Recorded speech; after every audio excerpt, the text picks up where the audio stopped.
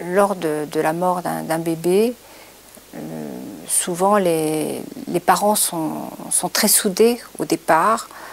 Ils sont tous les deux sous le choc, ils éprouvent ensemble un grand chagrin. Parfois donc c'est une pathologie qui est découverte et il faut, enfin on leur propose en tout cas éventuellement d'interrompre la grossesse, donc ils vont réfléchir ensemble, ils vont prendre la décision ensemble, il y a des rendez-vous à prendre, ils sont très liés. Et au moment de la mort, enfin de l'accouchement aussi, ils sont très soudés. Mais peu de temps après, il peut avoir un petit peu une distance en fait, une façon différente en fait de réagir face à ce deuil. Les pères souvent reprennent le travail, vont s'investir dans des activités sociales, enfin, ils reprennent le sport en fait, ils ont tendance à dire il faut tourner la page, maintenant il faut aller de l'avant. Les mères, elles, ont besoin de solitude, ont besoin d'être en retrait, de pleurer aussi en silence, parce que ce chagrin, c'est aussi leur façon d'être avec leur bébé, c'est ce qui rend présent l'absent.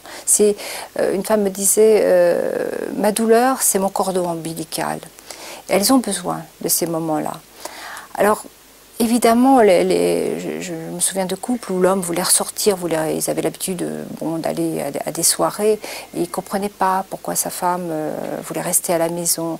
Et donc, moi, je les ai rencontrés, et elle a pu exprimer ça. Donc, c'est très important de rencontrer les couples dans ces moments-là, parce qu'il peut y avoir des malentendus. Et les femmes imaginent parfois que leur conjoint ne pense plus du tout au bébé, qu'il l'a oublié. Alors, c'est insupportable. Quand finalement, il va raconter qu'il y pense beaucoup, et puis d'ailleurs il ne supporte même pas qu'au bureau on ne lui demande jamais de ses nouvelles et qu'on demande seulement des nouvelles de sa femme, elles sont très émues, elles sont très touchées. Hein, et qui dit, ben oui, moi je pense que j'essaie de tenir pour toi, j'ai peur, je me dis que c'est toi qui souffres davantage parce que toi tu as porté le bébé dans ton ventre et que moi je dois tenir, que c'est mon rôle aussi de tenir, mais je souffre beaucoup et tu sais, des fois la nuit je pleure aussi. Et les femmes sont très étonnées. Et c'est là qu'il y a vraiment des moments très très forts où on sent que les couples vraiment se construisent d'une façon beaucoup plus forte même qu'avant. Il y a même des vraies déclarations d'amour qui se font au cours de ces entretiens.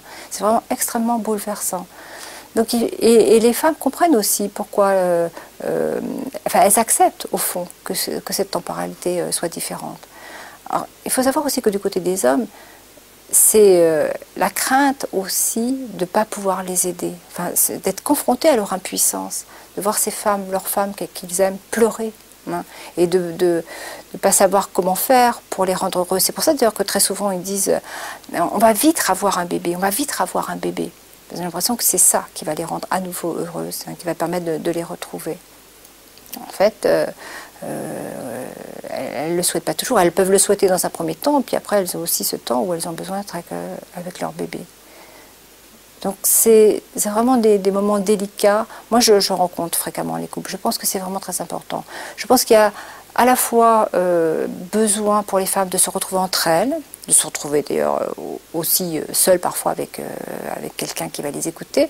Moi j'organise des groupes de mères qui ont perdu un bébé, parce qu'elles vont beaucoup parler justement de leur crainte de ne pas pouvoir avoir à nouveau un bébé. Elles vont parler de leur corps, de ce corps qui a vécu la mort, enfin ce corps qui n'est plus le même, aussi de leur crainte, de la sexualité, enfin de choses qui sont très intimes entre elles.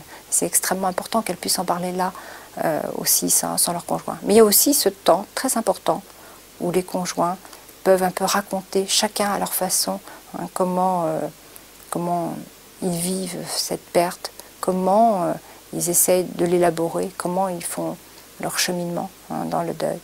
En fait, ils s'aperçoivent que l'un et l'autre souffrent, hein, mais de façon un peu décalée.